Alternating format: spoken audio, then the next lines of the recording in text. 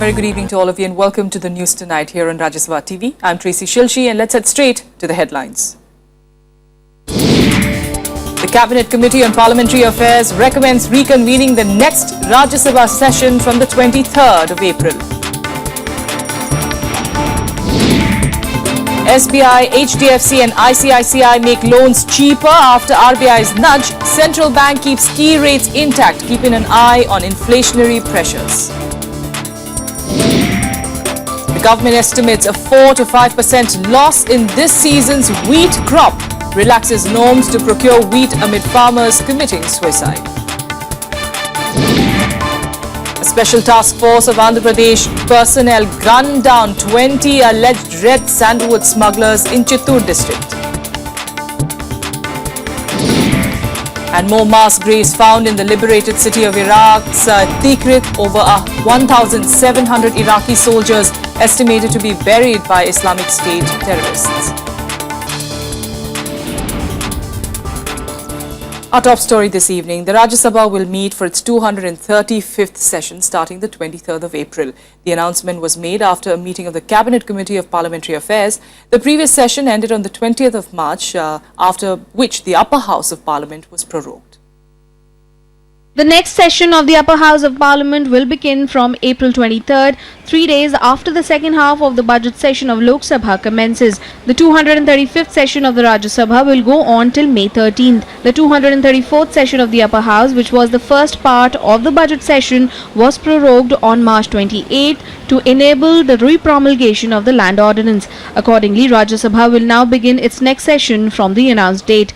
The lower house of Parliament, the Lok Sabha, will meet as scheduled from April 20th and conclude on May 8th. The announcement comes amid renewed government efforts to reach out to the opposition on the issue of land bill. ये पूरा proposal जो है ये किसानों के हित में है। मैं कल झारखंड में गया था और जगह जगह पर लोगों से बात कर रहा हूँ और किसानों में इसकी कोई नाराजगी नहीं है। प्रधानमंत्री जी पूरा जायजा लेकर ये जो किसानों पर आपत्ति आई है, विशेष रूप से गार बड़े प्रमाण पर आई, किसान का बहुत बड़ा नुकसान हुआ है, इसकी जानकारी पूरी इकट्ठा होने के बाद हमारी सरकार और प्रधानमंत्री जी उचित निर्णय जरूर करेंगे, ये मेरा विश्वास है। The opposition has been going all out against the proposed changes to the land bill. Even though the government got the bill passed in Lok Sabha, the going won't be so easy in Rajya Sabha, where it is in a minority. लेकिन जो ये सरकार bill लाएगी इसको भी हम नहीं स्वीकार करते और सरकार से कहते हैं कि सभी राजनीतिक दलों से विचार विमर्श करिए, किसानों से विचार विमर्श करिए और विचार विमर्श करने के बाद देश हित में जो संशोधन करने हैं उनको और संशोधन करिए। जिद अच्छी नहीं होती है। If the BJP calls its amendments pro-farmer, I think this is a new dictionary with a new definition of pro-farmer created by, of and for the BJP. They don't answer the real questions. During the session, land bill will be the government's top priority and focus. The new ordinance on land carries the 9 official amendments to the earlier ordinance agreed to in Lok Sabha. With inputs from Vishal Daya, Bureau Report for Rajya Sabha TV. All right, so let's find out what is it we can expect as far as the land bill is concerned in the Rajya Sabha's session that will start on the 23rd. We've got Shekhar Iyer, who's the political editor of Deccan Herald, joining us this evening in studio. Mr. Iyer, thanks so much for joining us. At the moment, of course, by the way things are going, it is going to be quite a face-off between the government and opposition, as it has been going on the past few weeks. And, the government is all prepared. Well, I think, the face-off will be essentially between the government and the Congress and the left parties, because these two parties are very firm in their opposition to the entire idea of amending the 2013 Act. I would look at the government strategy from with two-pronged approach, in the sense that the government would definitely make it a political objective by talking to more stakeholders, in the sense talking to more smaller parties, and at the same time, in the run-up to the Parliament session, you can see a lot of public rallies and meetings, because the Congress too is going ahead with its rally of farmers to push its case as to what is wrong with these amendments. And on the other hand, we have seen the Prime Minister himself talking about this land bill, both in the BJP National Executive that just ended in Bangalore, and also in every forum we find union ministers are talking about this. Today we heard Gadkari saying this, yesterday it was Finance Minister Mr. Arun Jaitley speaking about it. Yes. So the stakes are very high, but the government is counting on parties other than the Congress and the left to be persuaded into accepting the changes that are necessary for infrastructure projects, for irrigation projects, for other things for which the land acquisition has become such a big issue. Because the government now is realizing, rather than calling the bill itself the land acquisition bill, rather it wants to say that this is a bill that is intended for creating projects, and those projects are also in the interest of farmers. So this clash of ideas, one can see the run-up as well as when the parliament opens, will become a big debating point. As far as those 9 official amendments are concerned, which of course the Congress and the left are vehemently against, also some of the government's allies are against, at the moment, of course, the ordinance was reissued, in fact, last Friday itself, and those are the 9 amendments which they are going to be debating upon when Rajya Sabha, of course, convenes. But, as far as the government is concerned, they're, of course, trying to reach out to the opposition. Got Nitin Gadkari, who's been made the official person to speak to the opposition, try and work out a way. But is this all lip service? Because at the end of the day, all you can see is just, like you're also pointing out, they're just trying to work out a strategy as far as who's going to, be on their side, who's going to perhaps walk out, kind of try and isolate the Congress and the left. Because I would also think so, because the Congress has made it very clear that it is not in any position for any negotiation on these issues. Congress is very clear. Congress has taken ideological position. Yes. Similarly, the left is very clear about this, because both Congress and the left have taken the position that these changes are part of the government strategy to help the corporate acquire land in an easier way. Yes, that's whereas the government wants to show this is not about corporate. This is not about helping anyone. This is about creating those infrastructure that are necessary to provide jobs in the rural side, because farmers can no longer look at their agriculture as the only source of income, and they do not see any scope for further development. Yes. Therefore, you need to create more jobs, and those are possible only when the projects come. Basically, the idea is that there should be more industries, more capital investments happening in the rural side. So this is an idea which the government will have to very forcefully make and try to persuade the smaller parties, because essentially government is looking at parties like Trinamool Congress, parties like the Biju Janata Dal, and also possibly the Samajwadi Party also. So one can see some kind of a back channel talks again beginning, possibly one more round of all parties sitting together trying to talk it out. But government is very much aware that both the Congress party, as has been made clear by the party chief Sonia Gandhi herself, as well as the left, are not going to budge from the stand, and that will remain a big challenge. Yes, 19th of April, of course, is when they have that big rally where perhaps we'll be seeing Rahul Gandhi as well. We'll see, of course, some more stronger statements that will be coming in from the Congress. Mr. Shankar Iyer, thanks so much for joining us, giving us an idea really of what we can expect in the days to come as far as the bill is concerned. Thank you for joining us in studio. But talking about the farmers, the land bill at the moment really the least of the concerns, because the recent unseasonal rains damaged standing crops in as many as 14 states and may lead to a 4 to 5% loss in the wheat harvest. Agriculture Minister Radha Mohan Singh disclosed this today at a conference in New Delhi. A central team also visited several districts of UP, which has seen many reports of farmer deaths.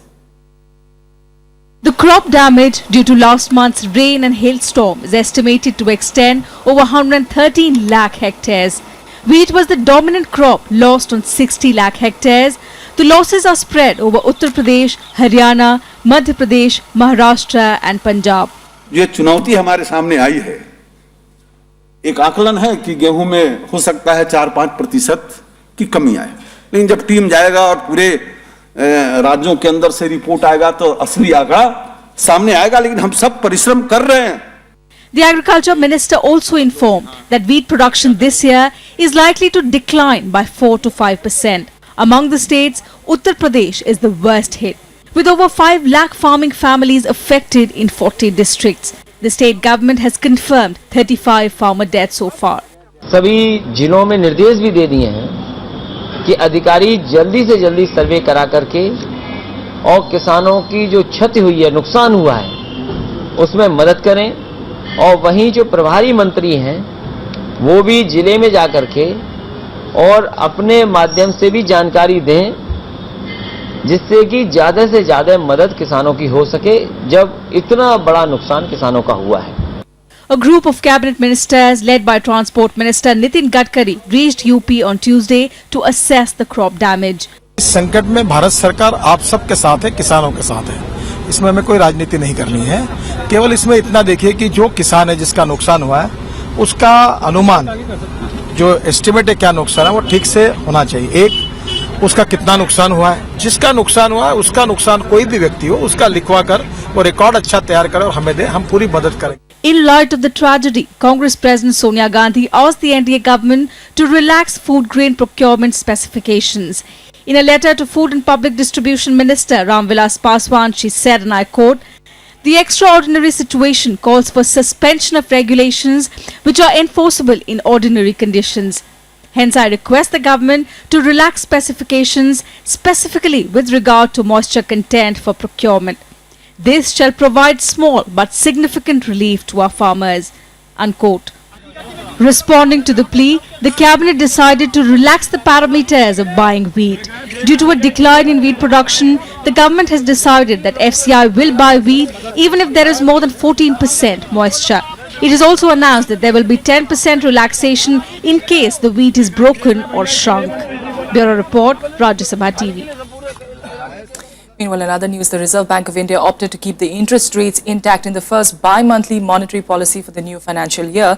The central bank chose to gauge inflationary pressures before making the right move, in fact the next move, and give banks more time to alter lending rates to adjust previous rate cuts. RBI Governor Raghuram Rajan kept repo rate, the rate at which the central bank lends money to banks, unchanged at 7.5%. The RBI also kept the proportion of deposits banks have to keep aside with RBI, that's CRR, unchanged at 4%. The RBI has cut rates twice this year in two unscheduled actions outside its policy meetings. However, this has not resulted in most banks passing on the benefits to the customers. Given that there has been also very little transmission so far from the rate cuts that we effected at the beginning of the year and in March, we're waiting to see transmission taking place. The central bank also said that it is assessing the impact of unseasonal rains and hailstorms on food prices. The central bank pinned hopes on normal monsoon and expects inflation to remain at its current levels in the first quarter. RBI hopes inflation will moderate to around 4% by August. RBI also sounded hopeful on meeting the 6% inflation target by January next year. Analysts feel RBI's announcement was on expected lines. However, it has disappointed India Inc. He's also waiting for some data points on the weather conditions and the recent hailstorms which affected some crops to gauge upon how the consumer inflation behaves in the coming weeks. We feel that there was a room for further relaxation in the CRR because that would have increased the flow of money in the market, and some of the projects that are needing the huge money would have been the beneficiary of that. RBI projected economic growth of 7.8% in the current fiscal under the new methodology unveiled by the government earlier this year. The estimated figure is below the government's forecast of growth of 8 to 8.5%. Kriti Mishra, Rajya Sabha TV. And hours after the RBI's announcement, the State Bank of India, HDFC Bank and ICICI reduced their lending rates, while SBI and HDFC cut their base rates to 9.85%. ICICI lowered the rates to 9.75%. The move comes as the RBI chief nudged the banks to lower their lending rates. While SBI's rate cut will be effective from this week, HDFC's new rate will be applicable from the 13th of April.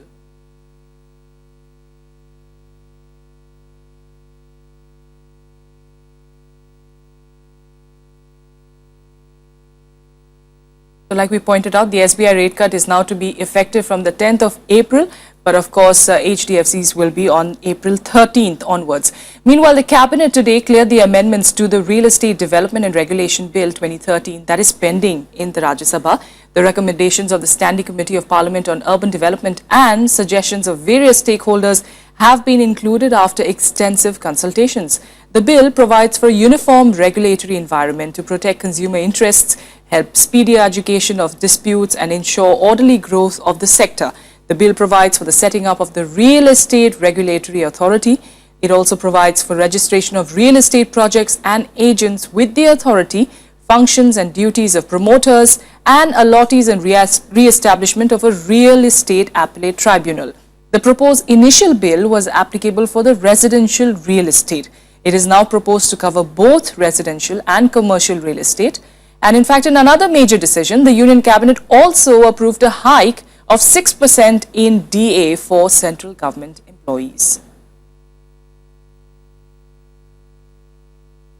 Well, tracking that meeting was our correspondent Vishal Dhaya, joining us now from the capital. Vishal, some good news there coming for homeowners at this point in time. We understand some state governments, especially Maharashtra, did have something like this before, but now with the government, the cabinet coming up with something like this is of course good news.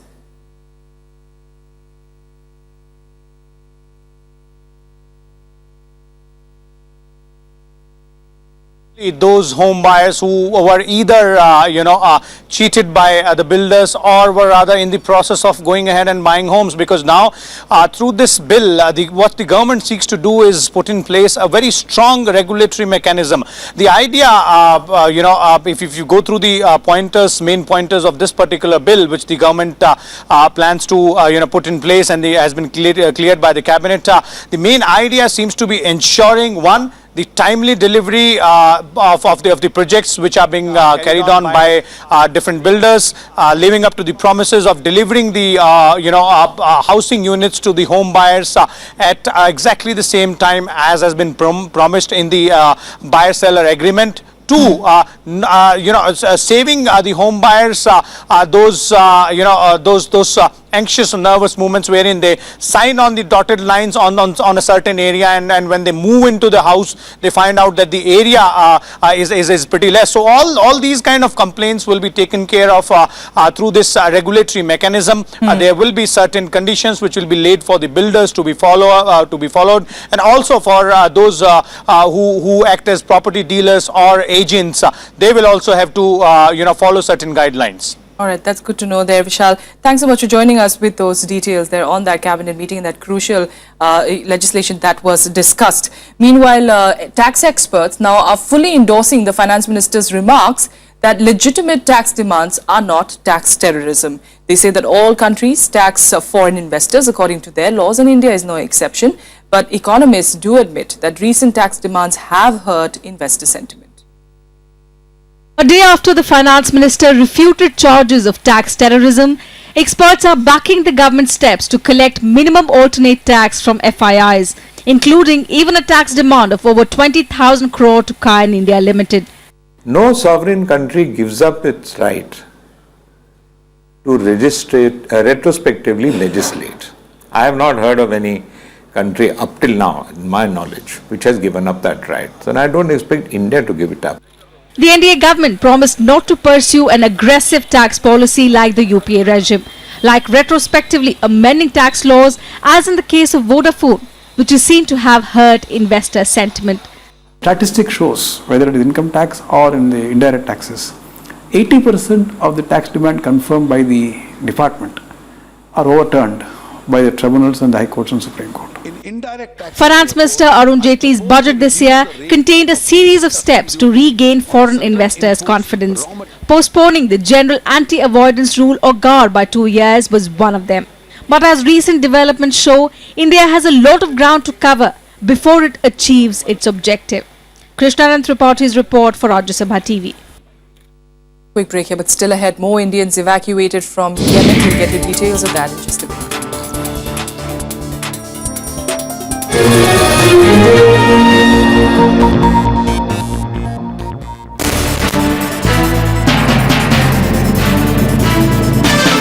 आपकी नीयत ठीक नहीं थी, हमारी नीयत ठीक है और उसके कारण हम विकास के दौर पे आगे निकले। बीजेपी राष्ट्रीय कार्यकारिणी की बैठक पर देखिए राज्यसभा टीवी की विशेष रिपोर्ट आज रात 10:30 बजे।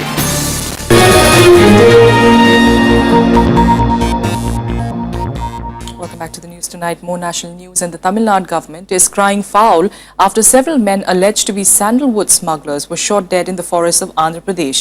At least 20 alleged smugglers were killed in an encounter with the Andhra police today. The Tamil Nadu government, in fact, has alleged foul play and demanded an independent inquiry to determine how the men were killed. In a letter to his Andhra Pradesh counterpart, Tamil Nadu Chief Minister O. Pannirselvam said that such a high casualty raises concerns about police restraint. 9 alleged red sandalwood smugglers were killed in one place and 11 in a second clash a kilometre away in Chittoor in southern Andhra Pradesh. Police claimed that they opened fire in self-defence after they were attacked in the forest with stones, axes and knives. A ton of the rare red sandalwood or red sanders can fetch nearly 2 crore rupees in the international market. It has been declared an endangered tree. And with that, let's get you some more national news updates in Nationwide. 5 suspected members of the band outfit Simi were killed in Telangana's Warangal district today. They were trying to escape from the police custody while they were being taken to a court. Police said that the 5 suspects tried to snatch police weapons and escape, after which the police opened fire and killed them all. Italian Marine Massimiliano Latorre has moved the Supreme Court for extension of his stay in Italy on health grounds. Latorre is accused of killing 2 Indian fishermen along with his colleague off the Kerala coast in February 2012. He had undergone a cardiac surgery in Italy in January this year. The court will hear his plea on the 9th of April. Fab India CEO and MD failed to appear before the investigating officers today. Goa police had summoned them along with 9 others for questioning in the case filed by HRD Minister Smriti Irani. They have sought more time to appear before the authorities. The CCTV cameras have been sent to the forensic laboratory for further analysis.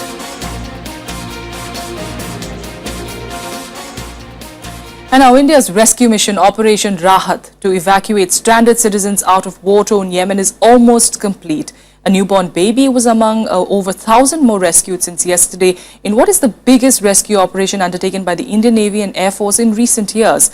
Union Minister V.K. Singh said that only a few hundred remain to be evacuated now. The centre is looking to wrap up its massive rescue operation in Yemen to pull out stranded Indians amid heavy fighting. A newborn baby was among 1,052 more evacuated from Yemen since Monday. 574 of them were evacuated from capital Sana'a on 3 Air India flights and 479 sailed from Al Hodeidah on board the INS Mumbai. Survivors on board special flights to India recount their tale of horror. At night they started the targeted points of Saudi fighters. They came the targeted points, the huge sound. We cannot sleep at night, and the shaking also near, maybe the targeted point is very near us, our house. It will be like very shaking our houses, and we scared too much. There's no water, there's no electricity. The bombing is going on. Where I stay, the mountain was being bombed. The ammunition depot was being bombed. Our embassy, they helped us to get out, yeah, but it took a long time for me to take my 2 kids out, because we had to take visa. Out of a total 4,000 Indians in Yemen, over 3,500 have been evacuated in the last 2 weeks by Indian Navy and Air Force, often dodging heavy bombing. Union Minister and former Army Chief General V.K. Singh said the massive rescue operation is almost over. As of now, we have taken out approximately about 2,500 people. After today's movement, especially with the ship, I expect about 3,000 plus people would have already reached home. Our aim is that all those who wish to leave should be able to leave. The government has also received requests from 26 countries including the US, France, Germany, Sri Lanka and Bangladesh to help evacuate their citizens from Yemen. India has so far rescued over 200 foreigners from 17 countries during the operation. Bureau Report, Rajya Sabha TV. Meanwhile, another international news, forensic team in Tikrit have started exhuming bodies from 12 suspected mass grave sites believed to contain hundreds of soldiers killed by IS militants last year. The remains will be sent back to Baghdad for DNA tests to establish their identities. Iraq last week declared a major win over the Islamic State in Tikrit by Iraqi forces and the allied Shiite militias helped by US-led coalition airstrikes.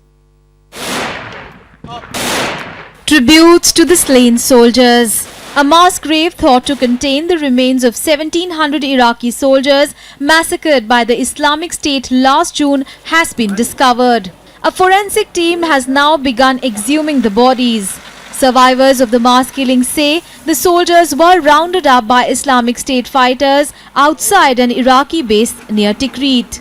انتم راح نوديكم نهد جابوا لنا سيارات وطونا بطالة مال مي قالوا ما لنا علاقة بكم أمنونا فرقونا بسيارات دور سيطروا علينا دور جابونا هنا شتفونا.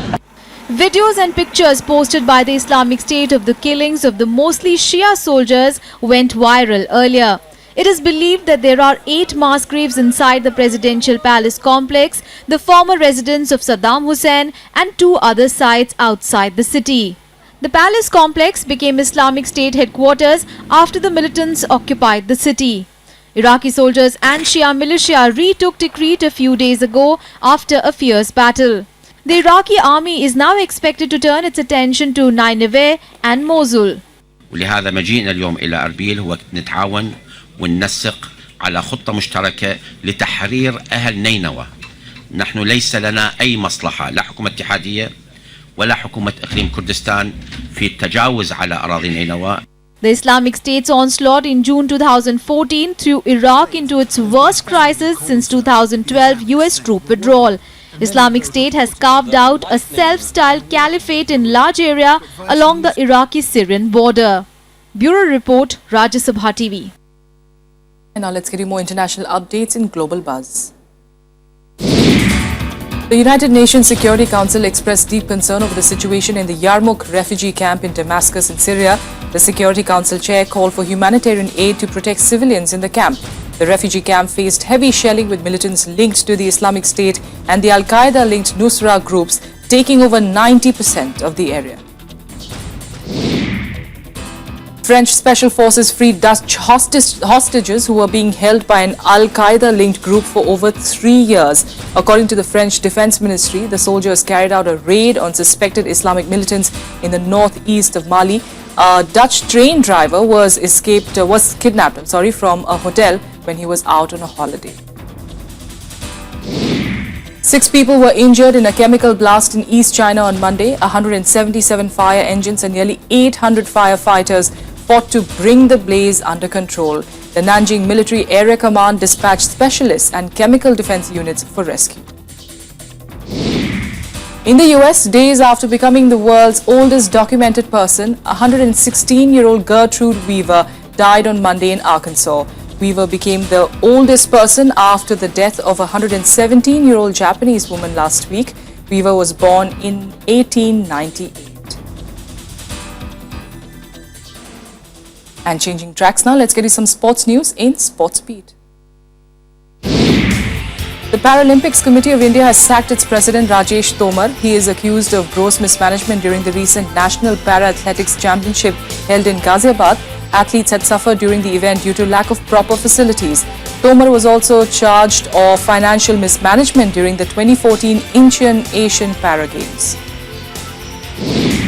Manchester City's hopes of retaining their title suffered another huge blow with a 2-1 defeat to Crystal Palace. They took a 2-0 lead through Glenn Murray and Jason Puncheon before Yaya Toure got a goal back in the 78th minute. But the defending champions failed to find an equalizer, slumping to their 4th successive away defeat. Man City are now 4th on the table, 9 points behind topper Chelsea. The 3 candidates vying for the FIFA top job attended the Confederation of African Football Congress today. They canvassed the support for African nations, which are expected to be solidly behind the FIFA president Sepp Blatter for a 5th successive term. Blatter reminded African countries of extensive financial support to the continent's football associations. He also called for tougher punishment for teams and associations found guilty of racism and discrimination. And that's all we could pack in on the news tonight. Thanks so much for joining. Good night.